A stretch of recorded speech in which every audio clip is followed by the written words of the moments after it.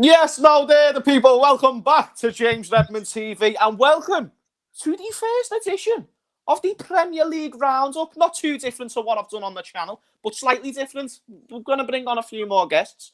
And what a guest to start off the show with than the one, the only man like Toby. What's going on, my mate? Welcome to the I'm good, channel. man. Thank you, man. Thank you for having me on, man. I'm good, I man. It's good appreciate to you be taking here. the time. What's that? I appreciate you taking the time, my mate. It's all right, man. It's all right, man. Why not? Why not, man? Yeah. Know what I mean? People, go and subscribe to Toby in the title. Make sure you click on that. Takes you a second. Doesn't take you away from here. And boom, we're boss. Everyone who is here, shout out your damn selves. Lateness is greatness. And that is very, very true indeed. Yeah. We're here to talk about a lot of the Premier League action, games such as Man City, West Ham, certain events that went on.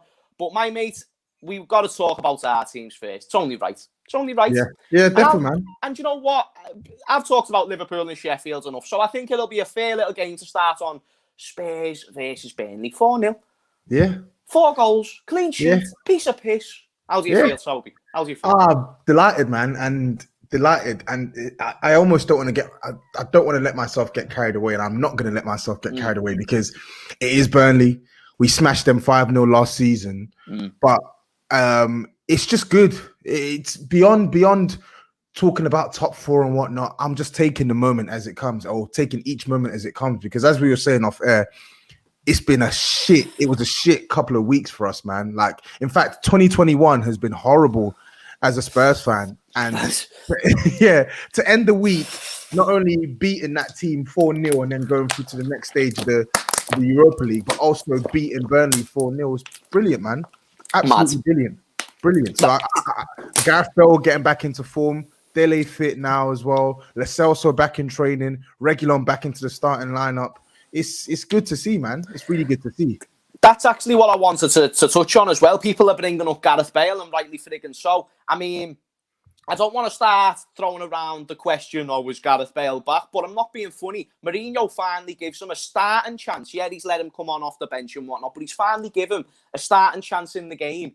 And he's delivered on all cylinders against a very solid, compact Burnley side. Yeah, even though it's Burnley and Tottenham should beat Burnley, you can't overlook the fact that Bale came into that game straight away, killed it off, went on, got another goal, and actually had a good performance. And it just makes me think, this is why I question the modern day tactics of Mourinho and the naivety I feel like he carries based on the recent success he had with teams like Chelsea in recent years. And rightly so, he should have a level of arrogance. But you also need to be open to realising that you can make mistakes.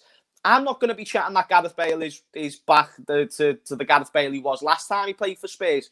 But Toby, if he plays just a bit more, at least for me, I feel like that makes a big difference for Spurs in terms of charging on for the top 5, top 4, whatever you feel it is you're aiming for. I feel like Bale can be a big difference to that. And other thing, who is he competing with? Lamela?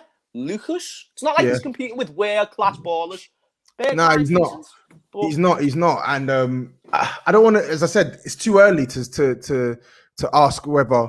One sec. Someone's literally at my door. One sec. Don't worry, my mate. People are interrupting the Redmond Premier League rounds. Do you hear that the bloody thing? You know what I mean? People are asking about what do we think of what happens, of what Roy Keane said.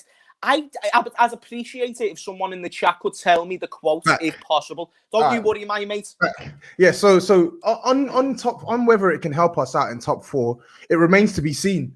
Like a fit and firing Gareth Bale is a match winner. He's even though he's not a world-class player right now, he's always had world-class ability. He's had that for years. He's got the quality that you need to literally win matches because he's done it for most of his career.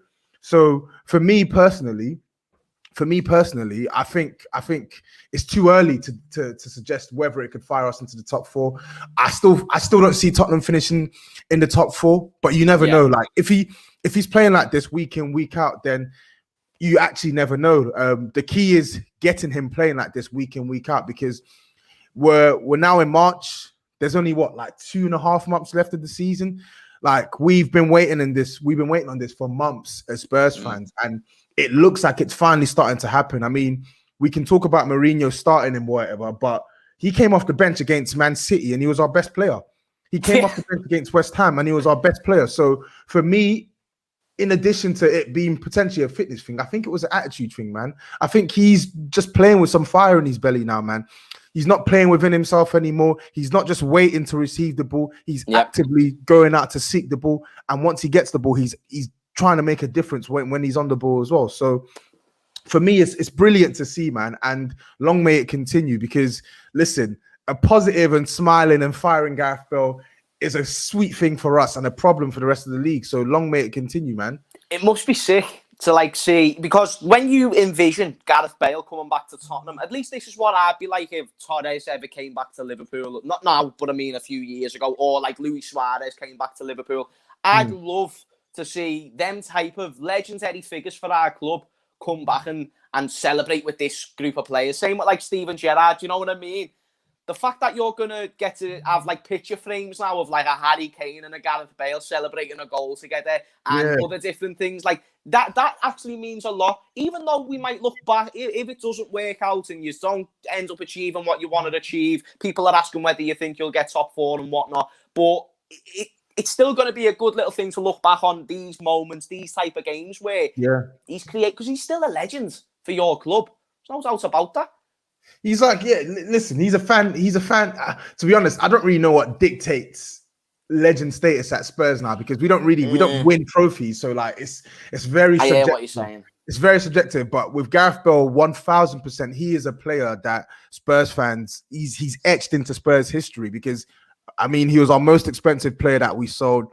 He was probably the most dominant player that we've had alongside Harry Kane alongside Harry Kane and Luka Modric in probably the last like 10 or 11 years. So he's endeared himself into the fans. So we all want to see him do well. Every single Spurs fan wants to see Gareth Bale do well. So as I said, a positive and smiling Gareth Bale who's doing it on the pitch, it's beautiful to watch. But now comes the next part. Is this just a flash in the pan, or can you now maintain this from now until the end of the season? Because what's this now? 4 goals and 3 assists in these last, 4 appearances or something like that? Yes, some of them, albeit some of them were in the Europa League against part-timers per se. Or hey, listen, a goal's a goal. We're going to claim them. Yeah, Harry Kane knows all about claiming goals. Don't worry, he'll teach Gareth Bale a thing or two. Yeah. Get over that. Get over that, man. Get over that. But yeah, he's doing it, and more importantly as well, we brought him to the club because we were struggling on that right-hand side. Steven Bergwijn, he's not really pushed on this season. Lamora, which is Lamela and Lucas Moura, they're terrible. So that right wing spot has been waiting for someone to literally take it by the scruff of its neck and literally help Son and Kane. And now you see it. Bale, within the space of 2 weeks, he's now our joint 3rd top scorer in the league, which tells you everything you need to know about the rest of the supporting cast doing their bit to support. So yesterday as well, let me give you an example. Son, he had a great game. He didn't score. He assisted 2 goals, but he didn't need to score yesterday, and we won 4-0. Harry Kane only scored once, and we won 4-0. We're not used to seeing this when we play this season, because if them two aren't firing, then more often than not we lose. So it's finally refreshing to actually have someone there for the opposition to worry about other than Son and Kane. Yeah, I agree. I think that's a fair point as well. Champion is saying Roy Keane said no one apart from Kane and Son get into any top 6 team and their squad isn't good enough. I saw that. I didn't agree. Did you see that quote from him? Yeah, I'm not going to lie to you. That's the first time I'm hearing about it. I disagree to quite a few extents. I feel like if you really, really break it down, is Lloris the 6th best goalkeeper or 7th best goalkeeper in the league? He's probably above that. Unless I'm just completely forgetting about other teams, but that's my knowledge. Do you get what I'm saying? Yeah. With Lloris, I think he's above that level. You look a bit further into the squad. Some people can say he's overrated, but Højbjerg, he's someone who's came in and had an impact. Who's to say he couldn't do that in another side? Like, for example, Manchester United. Who's better, Højbjerg or McTominay? Yeah, it's Højbjerg, but United fans will tell you that Højbjerg is too basic to play for Man United. But then you've got McTominay chilling there. Exactly, you got McTominay and Fred. But the thing is, for me, I didn't agree with Roy Keane. Listen, I think the broad point he was trying to make is the Tottenham squad's not as good as people make it out to be, and I agree with that. But when he starts attacking our better players and saying, "Oh, the squad's average" and stuff like that, he's lying. he's absolutely lying. He's talking rubbish because Harry Kane and Son, Reguilon, Ndombele, Højbjerg, even Alderweireld would start at Arsenal. Yeah, and this isn't even a vintage Alderweireld. Alderweireld would start at Arsenal. Alderweireld would start at United. Without no doubt about it. He might not be. He might not be the legendary centre, or not legendary, the quality centre back. You know, at his peak, he could have been the best in the league at that moment. He's not that, but he's still got that quality to where he's better than every Arsenal defender that they've got. Like, with all due respect to all Arsenal fans in the chat, you would take him. Yeah, and don't get it twisted. There are parts of our team that are rotting and need to be replaced. Like I've been very vocal about that in recent weeks. There's probably like 9-10 players that you could sell right now, and it wouldn't be the end of the world at Spurs. If anything, it would probably improve us if we got rid of them and replaced. But it doesn't mean that we only have 2 players who would get into other top 6 sides. That's BS, man. That's total BS. Yeah. Nah, I agree, my mate. Well, listen, that was a great win for Tottenham. Great win for you. So, one last thing before we do move on. Do you think you'll get top 4? No, I don't actually think it. I don't think we'll get top 4. But listen, if we have some of these bigger players step up like they did against Burnley, if we get even a tune out of the likes of Ali, getting more out of a little bit more, just a little bit more, exactly, just a little bit more, and you never know. But for me right now, no, I don't think we're good enough to get top 4. I don't think we're consistent enough to get top 4. Yeah, fair enough. Nah, you can't argue with that, you know what I mean, mate? A lot of people in the chat here, Toby, are mentioning Saka, and people are like, yeah, even here, Chris says Saka over Foden because he's doing it in a struggling side. There's arguments for both players. Now, there's one argument that I want to bring up back, well, actually a statement. Saka is now valued at £113 million, which makes him the most expensive young teenager in the world. Like, and I just want to ask you the question. Now, Foden is 20, so he's not a teenager. Haaland is 20, so he's not a teenager. So it could be a shout that Saka may be the best teenager in world football. But when it comes to Saka and Foden, from a Tottenham fan, I'm interested to hear what you've got to say. For me, and people in the chat should know my opinions on Foden, I think Foden is not only the best player out of them two, I think he's the best young player in the league. He's the best young player probably in the world when you're thinking under 21s. You know, Mbappe's 22, so let's just leave him there. I think in terms of technical ability, Phil Foden is there, and the only reason why he's not getting the plaudits is because he's not quite the main man like a Saka is. And fair play to Saka because he's playing in a poor team. But same like Haaland in Dortmund, he's the man in that team. I feel like Foden isn't the man in Man City, but in 2 or 3 seasons, mate, people will realise the quality that is Phil Foden. I rate him higher than Saka for me. And I think Saka is quality. Arsenal's best player. But to put him above Foden at the moment, yeah, probably. This season, he's definitely been. So you can't go against that. I think, you know what it is? I do think Foden is better than Saka. I think Phil Foden is unbelievable. I think left foot, right foot, dribbling, passing. Doesn't give a fuck. And I don't think he's one who's fazed by pressure as well. Like, he stamped his name in big games. I remember watching Phil Foden. I think it was coming up to 3 years ago. It was the start of the 2018-2019 season, and it was Man City v Chelsea in the League Cup, and Man City won 2-0. And Foden played through the middle, and he was just running rings around Ross Barkley, and I can't remember who else played in the midfield for Chelsea that day, but he was excellent. Foden for me is his technical ability is through the roof. But Bukayo Saka, I think after Foden, he's the next best young talent in the league by a distance for me. I think he is quality, absolutely quality. Like, he can play right wing, he can play left wing. He steps up in big matches. He can cross, he can shoot, he can dribble. He's just a quality player, man. I mean, a quality prospect. That's the thing. He's still a prospect. And we talk about, someone says here, Hugo, Phil Foden is playing with the best players in the world and arguably the best manager too. Very, very good point. Do not get me wrong. It's a great point. But it's also, you've got to consider, I think he's doubled Saka's goals in half the appearances or something like that. Because City have got a squad. They play a lot of games, so they need a big squad. And he doesn't play every single one, or Foden doesn't start every single one of them games.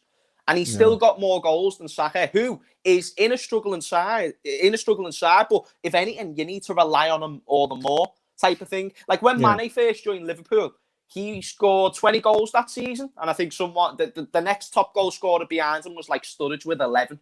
But then after that, it was Salah came in and Firmino came in. The Mane goals started disappearing, and it wasn't because he was getting worse. It was just because we had other players who could get them options. When you're putting Foden around a De Bruyne who creates and scores, Aguero who creates and scores, Mahrez who creates and scores, Sterling who creates and scores, all these fucking 50+ million pound ballers who creates and scores, he's not going to get every goal, yet he's still got more contributions than Saka. I'm not saying he's clear. I'm just saying I feel like at least Saka will have to do just a bit more. He's shown that he's got great versatility. They both have. But he's just got to show a little bit more to be in the level with Foden. He's in that level, but he's not a Foden. I think, don't get me wrong, don't get it twisted. Don't get it twisted. I think Saka has performed.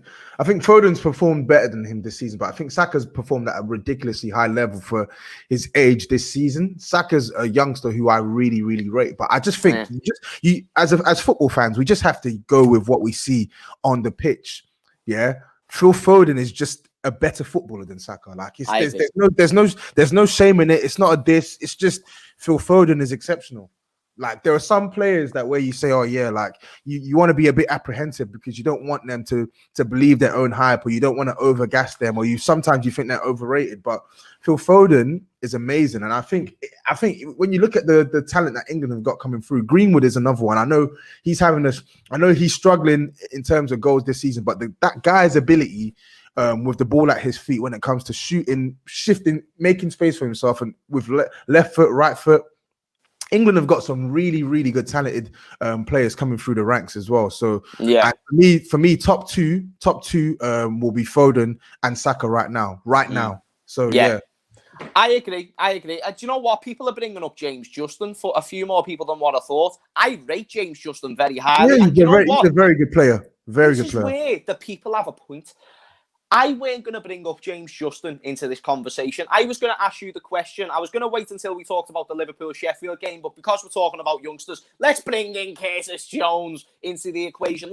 James Justin's like 23 years old as well, man. I don't think he's 23. Yeah. He's not a teenager.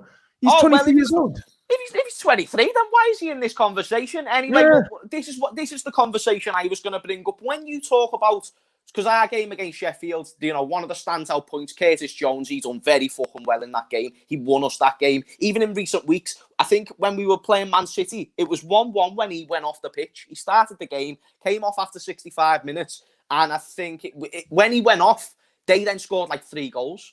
Or something like that. Same happened with Leicester. He came off the pitch. Leicester scored 3 goals to win the game, or 2 goals. It's like when he came off, you saw a change in the fluidness, the confidence, all that type of stuff. That's what it was with Curtis Jones. I want to ask you, when it comes to bringing in Greenwood, Saka, Foden, Mount, and Curtis, where does Curtis Jones, for you, rank into them 5 players? So what's that? So Greenwood, Saka, Foden, Mason Mount, and Curtis Jones. I think he's don't jump at my throat, but I think he's bottom of that list. I think he's bottom. I've got an argument, but I'm not saying you're wrong for believing this. You go for it. I think he's bottom because I think the body of work that we've seen from the other 2 the other 4, it's greater than what we've seen from Curtis Jones. Curtis Jones, I really like him. I think he's, I think he's got a lot more sauce than a lot of people give him credit for. I think he's a wavy baller. His ball striking ability with both feet and his ability to dribble and his passing, I think he's a very, very good player. Very, very good prospect, sorry. But I just feel like, Greenwood, the most goals for a teenager last season or something like that. In the league, double figures since Wayne Rooney. Bukayo Saka literally carrying Arsenal at the age of like 19, 20 years old. Phil Foden coming into a team who have won the league twice in the last 3 years and not looking out of place at all. And if anything, propelling them to where they are right now in the league this season. And then Mason Mount starting for one of the most successful sides in England in recent years, and not only starting but being a key cog in that team this season as well. I think they just have a greater body of work than Curtis Jones, but I think Curtis Jones is definitely going to be a player that people are going to be speaking about a lot more over the years to come, because I really think he offers Liverpool something that they don't really have in that midfield at the moment. Like he's just much more incisive, and he's a lot more focused. Getting forward, in terms of going forward, beating players and popping off shots at goal. No, listen, Toby, I agree. By the way, people, there's 360 people in here. Smash the likes. Go subscribe to Toby. The title, their name is in the title, so you click on that. It takes you there. It doesn't take it away from you, boss. When it comes to that conversation, and I get what you mean about Greenwood and whatnot, this is what I think. So here's the list once more for people who's just tuned in or can't remember. I said, where does Curtis Jones fit into this list? Greenwood, Saka, Foden, and Mason Mount. I'll go from top to bottom how I think that list goes, including Curtis Jones. First, Phil Foden. Second, Saka. Third, Mason Mount. I feel like that's a fair enough sort of conclusion when it comes to the top three. Then I'm left with Greenwood and Curtis. Now, did Mason Greenwood, and I understand, you know, haters will say that I'm a Liverpool fan, so I'm saying this. I get it. I really, really do get it, people. But I'm actually coming up with an argument as well. I'm not just saying, I'm not waffling. Curtis Jones, it's safe to say this season has had a better season than Greenwood. Yeah. But I'm quite comfortably. Because when you think of the fact that, you know, from the beginning of the season, Curtis Jones has been slowly implemented into the squad. In a time of struggle, he's came into the squad and being the best player. And he's not a left winger. He's not a right winger. He's a midfielder. He's got to dictate the game. When you talk about Greenwood, don't get me wrong, cannot doubt what he done last season. Can't just forget about what he done overall last season. But the amount of people in the chat that said Jones is so far at the bottom of that list, it's unreal. The only argument you've got is based on the fact he weren't doing it last season and the season before because he weren't getting given the chances. But when you actually see what he is doing and you see what other young players, you know, yes, Saka's been able to continue, Foden's been able to continue and blossom into a beautiful flower, but then you see Greenwood, yes, he's got the quality and the potential, but when it comes to time to step up, he's not doing so. You can blame it on the system, you can blame it on certain things, but at the end of the day, this season, Curtis Jones has had a considerably better season than Greenwood. I can't think of when Greenwood had a good game. And I've watched Man United a lot. No, I think even yesterday, I thought he had a decent game through the middle. And I think with Mason Greenwood now, whereas some of the performances weren't great at the start of the season, I think there have been some games where his general performance has been good and he's just not got a goal. Like I look at Leipzig when they hammered Leipzig 5-0. I felt he played well. I felt he played well in that game. And yeah, like yesterday, I felt he played well. But as I said, with Curtis Jones, I feel like he did. It was unfortunate because he had a game against West Brom where he made a mistake that led to West Brom's equaliser at Anfield, and I think he got taken out of the team. It was a bit cold from Jurgen Klopp, but as I said, I think he's got the minerals to be a really, really good, in fact, a top player, man. Yeah. And I like the fact that he's a local Liverpool lad too, as well, because you want a bit more. Yeah, man. You hope that some of your academy prospects are the ones that become linchpins in your first team. And he genuinely looks like a youngster who will be in a position to stamp his name, if he's not already done so, on that Liverpool squad in the years to come. But I just think Mason Greenwood, man, I know he's not had a great season, but I think maybe I'm a bit biased, but the guy's ability to strike a ball is ridiculous. With both feet as well. With both feet is unreal.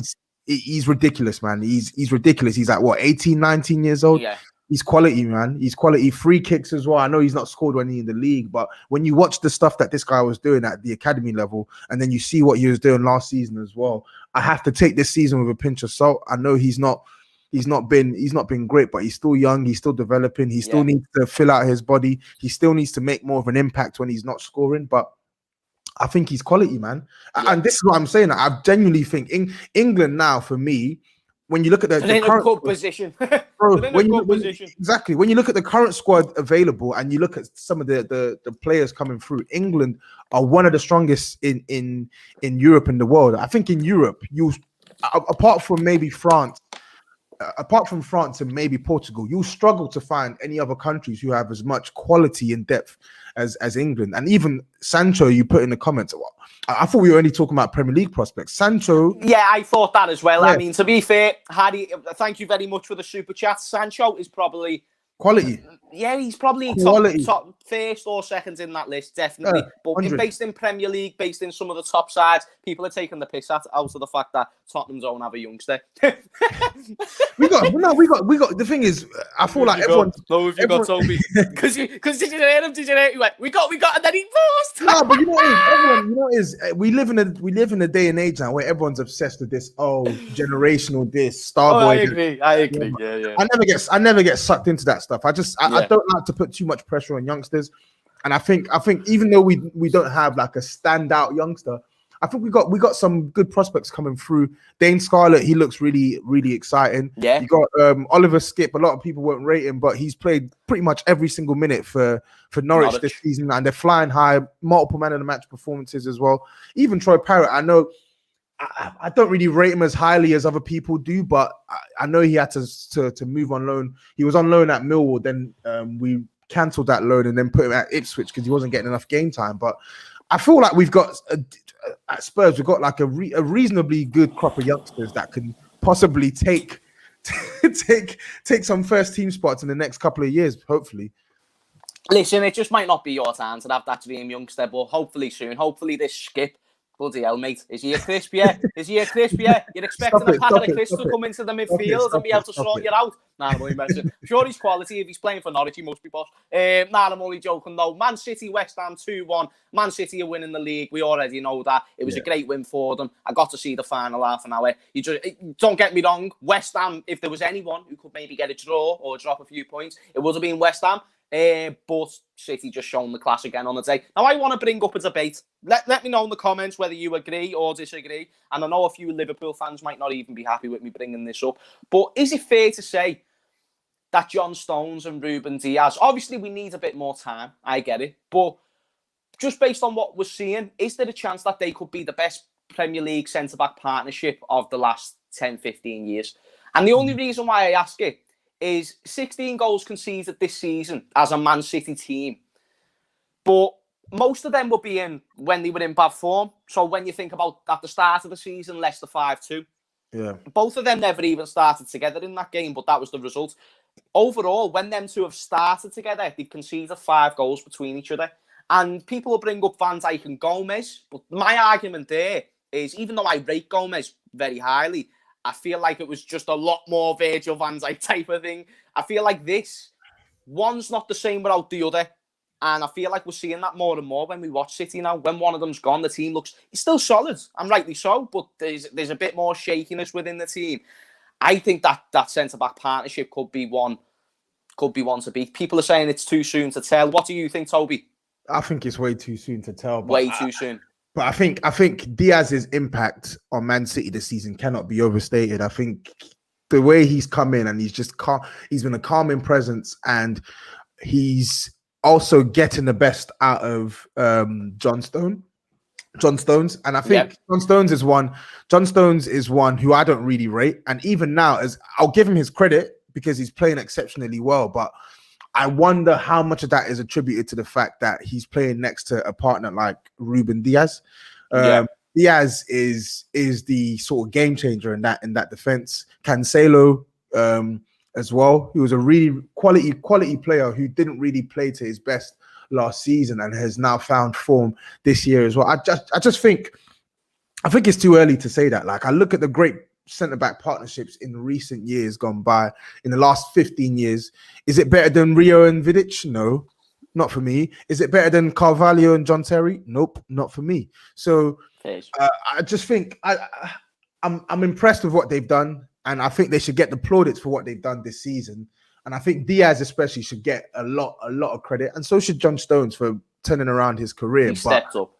But I think I need to see more before I can confidently say with my chest that this is probably the best duo we've seen in the last, I don't know, 10 to 15 years. I agree. You brought up John Stones there as well. People won't give John Stones the plaudits, and fair enough, because, he's had 4 seasons there where he weren't this centre-back. Now Diaz has came in and he's changed it up. If we're going to give Virgil van Dijk the plaudits he got in his first season, I am sorry, but we have got to do it for Ruben Diaz. City was not in great form when he came into the team. They had a poor season and they had a poor start to this season. He came in, solidified the thing, as expressions would say. That's what he's done. He's came in and he's flattened. He's just sorted it out. He's made John Stones look boss. It's what Virgil van Dijk done. He came in, made Matip look quality, like the best centre-back in the world. He made Joe Gomez look like the next biggest prospect.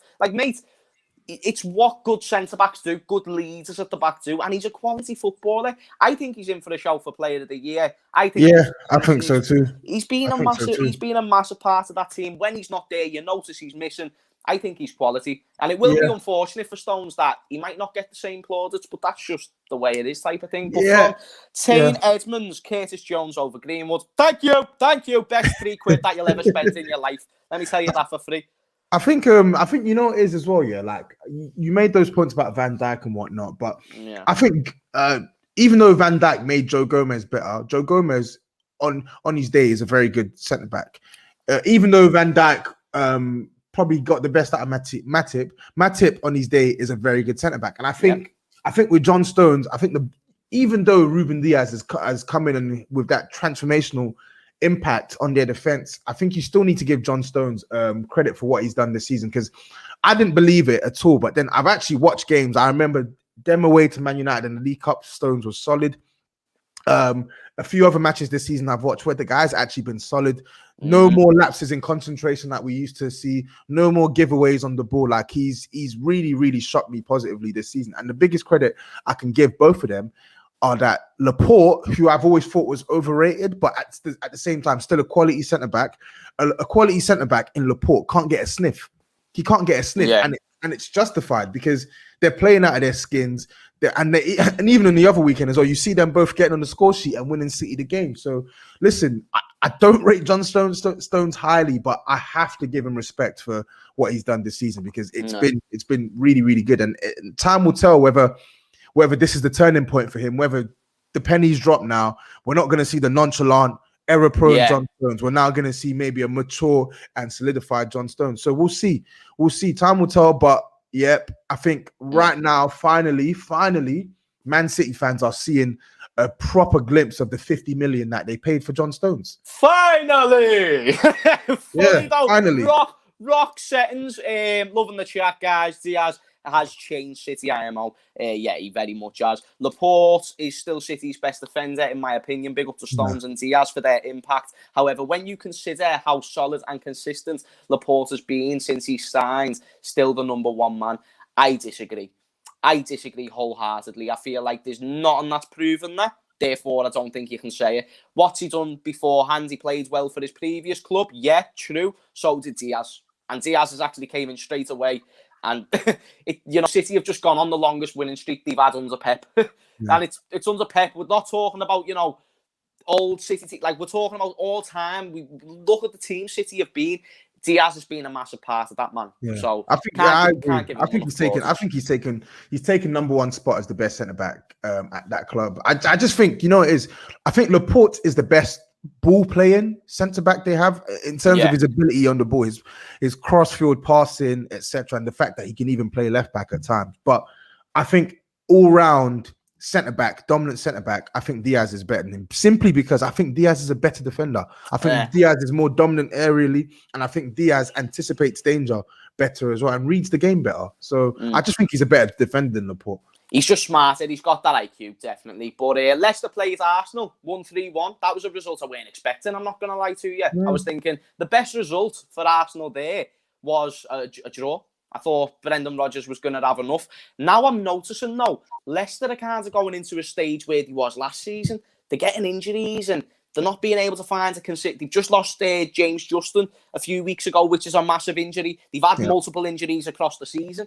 Now is it going to be to a point where they're going to become a little bit more excessive than what they have been, and they could miss out on top four? I think they could myself. I think it's one of them. They've got the manager, they've got the squad, but these type of instances will fuck Leicester up, especially when they're competing with Chelsea, who have got a better bench than they do. They're competing with United, who've got much more resources than what they do. And I just think to myself, like, it's unfortunate because Leicester should actually be doing better than what they are, but then you're going to get the odd person, maybe even you might be one of these people who say, "Oh, but it's Brendan Rodgers who's a bottler." You know what I mean, mate? Like, I don't get that when you see what's actually going on.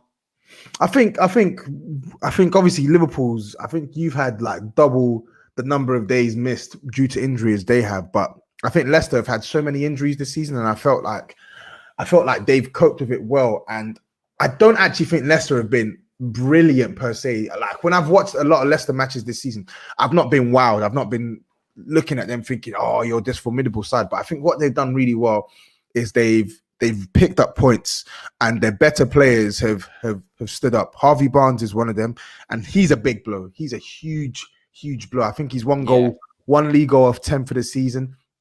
And James Maddison, quality. Yeah, he's been so good. Exactly. James Maddison as well. Like he's been, ever since he came back from injury a couple months back, he's been excellent. So to have a potent goal threat in Harvey Barnes and your best creator in James Maddison injured as well, it's gonna have an impact on Leicester, who weren't exactly the most like ridiculously consistent side to begin with anyway. And I think as well, Jamie Vardy, what's that, one goal in his last 12 appearances as well. Since he's come back from his injury, he's not really looked the same. Leicester aren't really able to carve as many chances out as they normally do for him as well. So it's gonna be a tricky period for Leicester in terms of the injuries they've got, with Dennis Pratt still injured as well. But you look at the teams they played recently, they've played Liverpool, they've played Everton, they've played I think they've now played Arsenal as well. So they got some easier fixtures coming up. So they got Burnley away, which I guess no match in the Premier League is easy, but it's easier than playing some of the tougher sides. And they got Brighton away. We know Brighton don't take their chances, and we got them at home to Sheffield United. So time will tell whether they're serious about this top four battle or not. But I think the one positive I would say that works in their favor this season is the fact that none of the teams next to them are equally anything to be super duper worried about. Chelsea, we know about their depth, but they can't score to save their lives right now. They can't. Yeah. Liverpool, we know with the injuries that you lot have had, you lot are in free fall somewhat. Like I know you won on the weekend, but it's all to play for, man. And Man United, they've not won since I can't even remember what's this now. Like they've not won in like 2 or 3. They got Man City coming up next week as well. So they're gonna be in that battle as well. So even though Leicester have got the injuries to contend with and whatnot, I still think that it's a long way to go before we can say that they're gonna fall off, they're gonna do this, they're gonna do that. So let's see what happens. I think based on squad, I've said it, they've got based on starting 11, they've got enough to compete in the top 4. But based on squads, I don't even think they shouldn't be spending most of the season in the top 4. Is what I'm basically trying to say. They should be.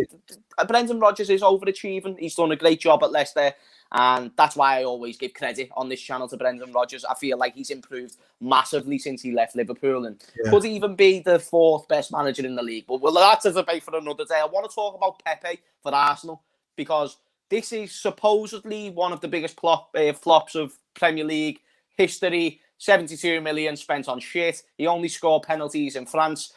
Now this is where we're... And I remember I wanted Pepe. I wanted to have Pepe at Liverpool. That would have been very ideal for me. That being said, when I saw the first season at Arsenal and I saw the impact he was having, the influence, I don't feel like it was...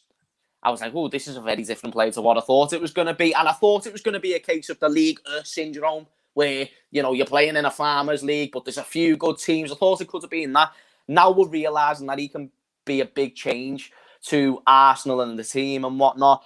I'm just wondering, what impact does Pepe have on that team going forward? And does he need to keep being played? Because he's been dropped a lot by Arteta. And I just think, give him more of a chance. He's one of your bigger signings. Yeah, I don't know. I think Pepe's Aubameyang's not getting any younger. Lacazette's very inconsistent. I don't know. I think with Pepe, yeah, he does deserve more game time over the likes of your Willians and whatnots. But with Pepe, I think we've seen enough of a sample size to suggest that he's not as good as what we thought he was going to be, and he's not consistent. But he looks in the last probably month and a half or so, like he's looked better in his performances, and he was certainly one of Arsenal's best players in that 3-1 win yesterday. So you have to say that, yeah, put him on the left, put Saka on the right in some games and see if it works. Because let's be real, it was working against Wolves before the red card decisions as well. And even against Aston Villa, whilst I don't think Pepe played particularly great, I thought he got into threatening positions as well. So listen, he cost 72 million. He's not going anywhere. He's not going anywhere. They can't afford to do anything with him anyway. So you're backing yourself up into a corner. Yeah. So for me, Emil Smith-Rowe is either injured or fatigued right now. Yeah. Saka's getting through a lot of football. Willian is just total dog crap. So give Pepe a chance. He had his best run of form for Arsenal. Even though it was only 2 or 3 matches, playing on the left-hand side. So give him a chance. And even the game the other day, he did well on the right-hand side as well. And one thing which Arsenal fans love to mention, despite all the criticism they give Pepe, is that he has no one to combine with on that right-hand side. Bellerin is just a shocking offensive right winger. So more often than not, Pepe gets the ball on the right wing when he's playing there, and he's up against 2-3 man having to make something happen. And I feel like yesterday, Cedric was able to combine with him well enough to actually give him a greater influence when he was on the ball. So I think with Nicolas Pepe, yes, I don't really rate him, but right now, why not give him games? Get his confidence up, and you never know what could happen. Because let's be real, he has got the capacity to score goals. He has got the capacity. He's got the ability, yeah. So he's got technical quality. I like Pepe. I think it's one of them when it comes to him. I think he's a good player. I think he's got enough there, especially to improve that Arsenal squad. Yeah. I don't look at that Arsenal squad and think, but he's got a lot of competition in that. No, he doesn't. Smith-Rowe is a quality attacking player, so is Saka. But then when you've got Aubameyang playing on the left, which clearly doesn't work anymore, then you've got Lacazette up front who, yes, has had a few good spells, but still not perfect. Maybe you get Aubameyang back there, get Pepe behind him, get this system proper going. People are mentioning in the chat as well it is system. So why Pepe hasn't been able to get a full run of games, that could be the point. Has he underachieved? Yes, but there's other factors that can... Yeah. Arteta hasn't helped. Arteta has exasperated the issue by not giving this guy a proper looking into the team ahead of bums like Willian as well. And then, like we said yesterday, the right back spot, it makes a difference. Cedric had a really good game, and it's no coincidence that when Arsenal have a properly functioning right back, their right winger is able to look a lot better when he's on the ball. So, yeah. That's why they probably should start going with Cedric more often than Bellerin. Do you think? Yeah, Bellerin is crap. I don't get why he starts games for Arsenal. I've been saying for years that Bellerin is awful. He's so bad. So for me, it's weird. He's the go-to starter at right back when Cedric's performance at right back yesterday was much better than anything I've seen from Bellerin in the last couple of weeks or months. And I don't even rate Cedric like that. I don't think Cedric is a good right back, but it just puts into perspective how desperate Arsenal are to get some level of quality on that right back position as well, because you can see the impact it has on their attacking players on the right wing position like Pepe. So yeah. Nah, defo lads, 100%. We've got Chelsea next on Thursday, so this high that I'm on about friggin' Sheffield, I don't know how long it's going to last. Hopefully we can maintain the form against the Chelsea. I hate them. Jota back though, no? I thought. Well, he was ill before the game against Sheffield, which I was really excited to see him involved, but obviously then it came out he weren't going to be well enough to be on the bench or whatnot. Chelsea played Manchester United. That was a snooze fest. I'm not going to lie, though. Kind of predictable with the way it went. You saw who was the better manager on the day. You know the better manager is overall. You knew that Tuchel was probably going to out-tactic Ole Gunnar Solskjaer. And you just knew that Man United were going to go for the draw, essentially. It's what they do against the top 6 sides. But I want to talk about Bruno. I didn't think he had to go. I don't know if you saw the game, Toby, but I didn't think he had a great game. to be honest with you. I thought Bruno, he comes in moments. I think he's had a good season, great season, changed Manchester United in so many ways, and I rate him highly for doing so.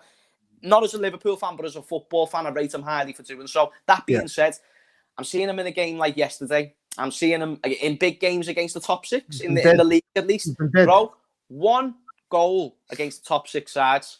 And it was a penalty. And it was a penalty. And it was a penalty against us. Yeah. In fact, 2 penalties. He scored one. He scored a penalty against us last season, and he scored a penalty against us this season. I think that FA Cup free kick against you lot was probably the most I've seen from Bruno against a big six side in terms of a goal contribution. But he was poor yesterday, and no one was surprised. Nobody was surprised at how bad Bruno was yesterday, because I don't know what it is. He just doesn't turn up in these big matches. People will blame it on system, because by design, Ole Gunnar Solskjaer wants to be a bit cautious playing some of the bigger sides now, because he got tonked by us at Old Trafford right at the start of the season, and since then he don't want to open up as much anymore. You saw it when you lot played them at Anfield. I feel like the game was there to be had, but fair enough, he wanted to get a 0-0 draw. I think with the game at Old Trafford against Chelsea, you saw it, boring 0-0 draw, and now you see the game at Stamford Bridge, boring 0-0 draw, and then you see the game at the Emirates, boring 0-0 draw as well, because he doesn't want to take the risk. And I think with Man United and their individualistic approach, when the manager sets them up to contain the opposition, then you really and truly, you're looking at Bruno to do something off the cuff like he normally does in some of these matches, and he's just not going to do it in these big matches. He just doesn't. I don't know what it is, whether it's a mental thing, whether it's a quality issue, but he's not the guy for the big matches. He looks like a flat wicket bully, like Lukaku was. Yeah, no, it's true. And do you know what's mad, Toby? Let me tell you this, my friend. Because I'm a Liverpool fan, and when I talk about Bruno, people might assume I have an agenda. I really don't. If anything, I hate Bruno Fernandes for what he's done at Manchester United and the level he's... Without Bruno Fernandes, they're probably not even in top 4. So he's actually been the one who's been able to grab the team by the balls in moments, but he's still got the team results, and that's massive. And mentality is a very overlooked thing in football, and Bruno has got a lot of it. But when you talk about what you say, the big games, this is where you can maybe even question his mentality, because he doesn't turn up. And it's not just quality. He's got the quality, but it is a mixture of manager and whatnot. But it is also something to do with maybe a sense of he feels like he's too good around everyone else. But so he looks at dead quick, Toby, before you say this point. He's complaining at the referee for multiple things yesterday, and he's blaming other players for when certain passes aren't completed. Whereas that needs to be used. The player needs to be assessed. I need to actually be a bit more focused in these situations. Mate, he's just poor. He's poor in these matches, and we can talk about tactics, etc., but he is poor in these matches. When he gets the ball, on the ball, he's making bad decisions with it. He's deciding to shoot when he doesn't need to shoot. Easy passes, he's fluffing easy passes. He's just poor. I remember there was one opportunity where Man United were breaking, and he was on the ball. Rashford was making a run on the left-hand side. It was at the end of the first. I think it was at the end. It was at the end of the. It was actually either at the end of the first half or start of the second half. And Rashford was far out wide. Yeah, it's an easy pass to Rashford, and he just smashed it on a plate. It was wide, and he's complaining at Rashford. And then there was another one to Luke Shaw, and he's complaining at Luke Shaw. The guy simply hasn't got the temperament to handle these big matches, because his off the cuff style of play against the lesser sides, it may work, but against the better sides in the league, who will snuff you out of the game, higher concentration levels, the guy's struggling. He's floundering. He's absolutely floundering, and that's something he needs to work on. Because for me personally, I rate him as I think he's a quality player, but I feel like people go way overboard with him. Oh, he's world class. He's this. He's not world class. He's nowhere near close to being world class. Let him put up all the stats he wants. He needs to do better and hold himself better when it matters most in these big matches, bro. Quality player. He needs to do more. What's the point in having such a good player? What's the point in having such a good player who turns up in all the other matches, and then in the biggest ones, you're nowhere to be found? And that's the thing. How are you going to win any trophies? Someone said Bruno brings stats, not trophies. Now, I don't want to say that's the complete fact, because I do think Bruno, if Man United were to win a trophy, he would be a part of that. That being said, it's all good scoring against these little teams, and it's actually massively important that you do put the input against the smaller teams. Yeah, you have to. But when it comes to winning trophies, most of the time when it comes to that, you need to play in a final, and when you're playing in that final, you're playing against a big team. When you're competing for the league, for example, Liverpool and City for the past couple of years, where every time we played City, we knew it meant something to the title race. If you've got your main man in Bruno Fernandes not turning up in those games, that's a problem. And when you're a club like Man United who wants to win trophies, and that's your main man in them big games, that's a problem. And if United fans don't see it, and you want to just say it's me being biased because I'm a Liverpool fan, a Tottenham fan is saying it as well. You know, a lot of people see it the similar way about Bruno. Even Man United fans who was saying he was better than Kevin De Bruyne, there was Man United fans suggesting it. So, listen, unless it's banter, it's fair, but I feel like it was too soon to jump on that Bruno bandwagon in terms of putting him above the likes of Kevin De Bruyne. And it just kind of show that stats mean a lot these days, a lot more than what they should.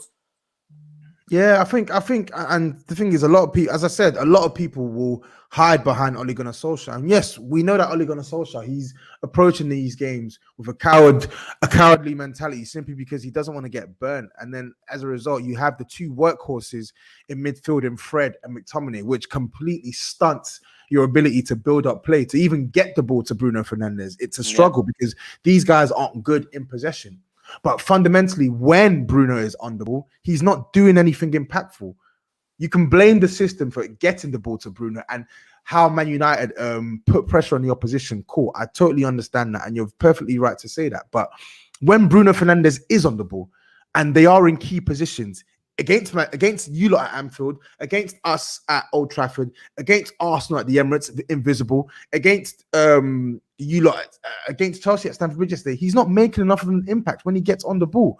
And are people going to attribute that to Ole Gunnar Solskjaer as well? Is Ole Gunnar Solskjaer telling Bruno Fernandes to misplace basic 5-yard passes? No, man, they're not. Nah.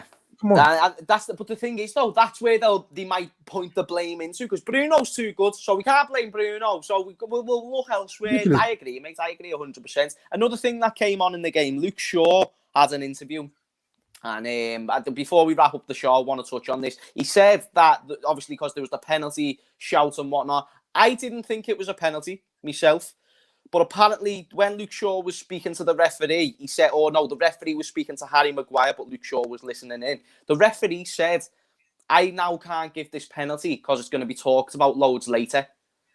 So, if that's the case, that's a bit mad for me. I'm not going to lie to you.